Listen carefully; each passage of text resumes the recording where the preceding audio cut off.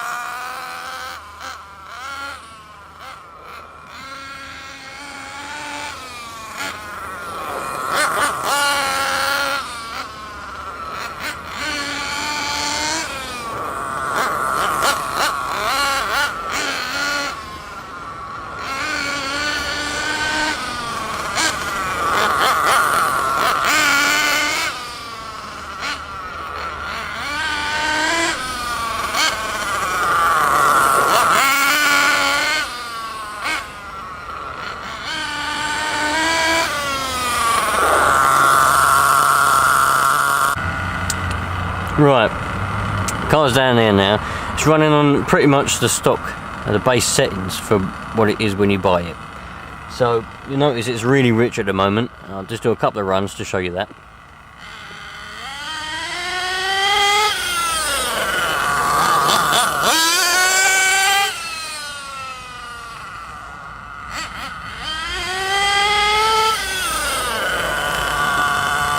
So what you want to do is you want to adjust the high speed needle, and I'll show you that in a minute. Turn it about just under a quarter of a turn inwards.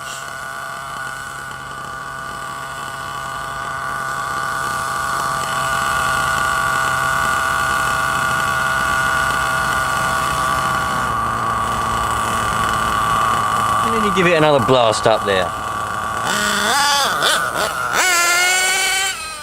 It's already very noticeably different.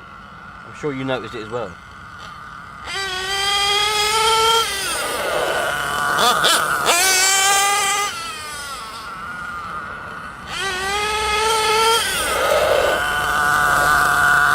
So then we just keep repeating the procedure until it gets like really responsive. But I'll show you what happens if you go too far. Right, so the aim of the game is to try and make it by turning the high speed and the low speed needles in, you know, like a fragment of a turn. I don't know what they call it, a tenth or something like that. A little bit of a turn each time, just so that you can sort of feel the improvement in performance as well as the same amount of smoke. Alright, so let's go over then briefly in my perspective how to do it and what you need to do, and this is how I do it. So this is your high speed needle. Some engines have a mid speed needle here. It probably will say in the instructions not to touch the mid speed needle, but I always do. Thanks, it was just bloody hot. I always do. I like to lean them out just a little bit. And then you've got your low speed needle. There, that little brass screw on your throttle slider, that's your low speed needle. So you want to turn them, this is how much you want to turn them each time. Alright, you want to go like that. Then you go and test it, and then you come back, and if it needs more leaning, like that. Yeah? Don't go like that. You want to just turn little turns each time. I think it was about there, wasn't it? And you want to try and get a nice thick cloud of blue smoke coming out all the time, because you need a thick cloud of blue smoke. Some people try and get rid of the smoke. They're like, oh, it's no good having all the smoke. Well, if you don't like smoke, you know, bad for the environment or whatever, don't get a nitro car. Simple as that. You need to have a lot of smoke, a thick cloud of smoke coming out at all times. That means you're getting plenty of lubrication going through your engine. If you've not got any smoke, it's too lean, you need to richen it up a little bit on your high or your low, depending where the smoke isn't. If there's smoke in as you accelerate, but then as you go for higher speed, it starts to, the smoke deteriorates and just dissipates, you need to richen up the high speed needle. If it's opposite, where there's no smoke when you accelerate, but there's loads of it as it gets quicker, you need to richen up your low speed needle. And when you take off, so when you accelerate, there should be a little hesitation, only a minute, like a millisecond of hesitation, and it should just go. And then as you come back down again for tick over, it should be running a little bit fast, and then it should go down to tick over. So I'm going to try to show you this in practice now, but it may be difficult to hear me talking, but I'll try and talk as I'm showing you, and we'll go from there. Right, so what I've done is I've leaned it out a bit too much on the low speed. So if you notice, it's making a little bit of a noise, but also when I accelerate it will hesitate, and that's when you know it's too lean. Watch this.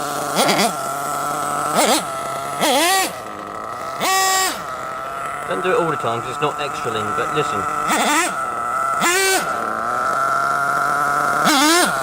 It's too lean, right? It needs to be richened up a little bit.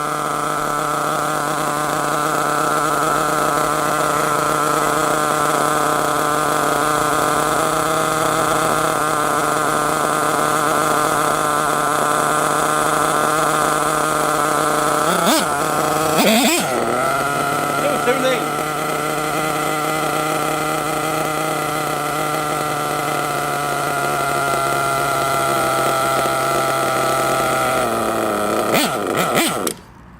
Oh. Cut.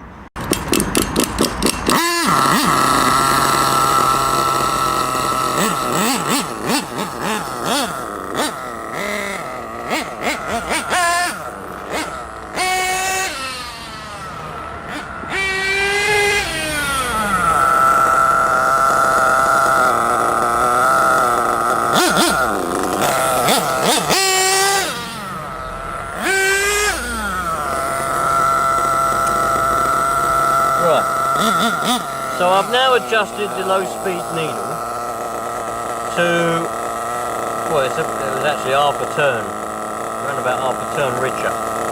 Now watch this. That's what it should be like, a nice big puff of smoke, and it should just go.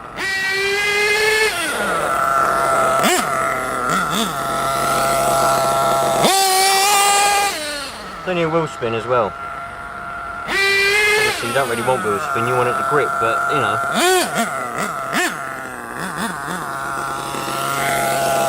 So actually, believe it or not, I reckon that's about right. Got a nice tick over, and then listen for when I come back. It'll run fast for a little bit, and then it'll go down to tick over. Ready? Listen for when I come back and turn around. Listen for the tick over.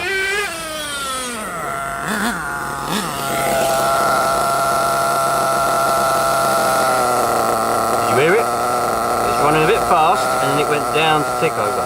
That's what you want.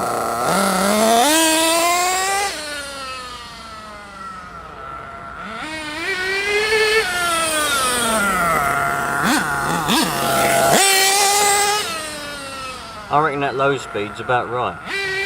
I'm happy with that. I think I'm going to leave that where it is.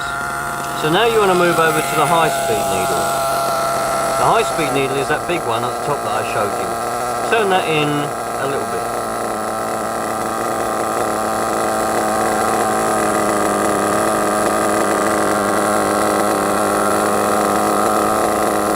You might not notice anything on the takeoff because it only does a high speed. But you should notice it pick up a bit quicker and then go a bit faster. And you should hear the engine sound a bit more revvy. In my case, loads of wheel spin. Notice there's still loads of smoke. Can you hear the tyres spinning? They're just not gripping. I love it. That high speed ain't far off itself now. Just keep turning it in a little bit until you hear it. But if it starts dying like it did with the low speed needle, as it accelerates and goes away, if it starts to die or hesitate, it's a bit lean and you want to ridge it up a little bit.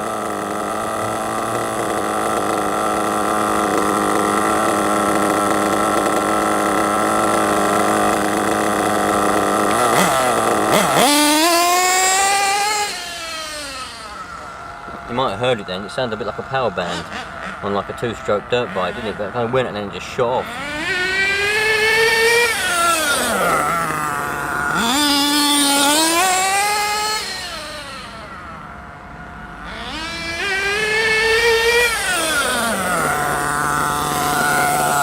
And listen to the tick over. There you go, and down it goes. So I'm happy with that tune now.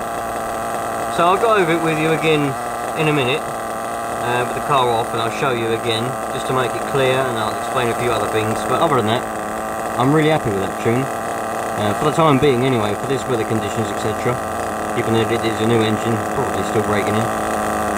So yeah, and I'll go over it again like I just said, and then after that, that's pretty much it. Really easy, really.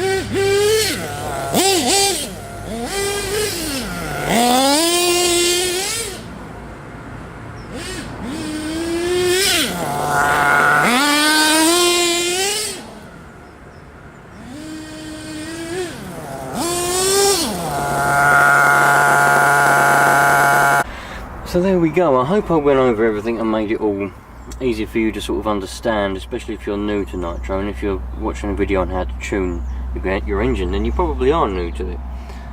One thing I forgot to mention was you should be able to turn the car upside down and it should keep running. You shouldn't have to keep revving it, it should just keep running. You know, as long as if you've got a good tune and your little tank's sealed properly, that's what you should be able to do. You can obviously test that just by flipping it upside down and seeing what happens. If it cuts out, probably going to be a bit lean, you're going to have to ridge it out a little bit, I would have thought.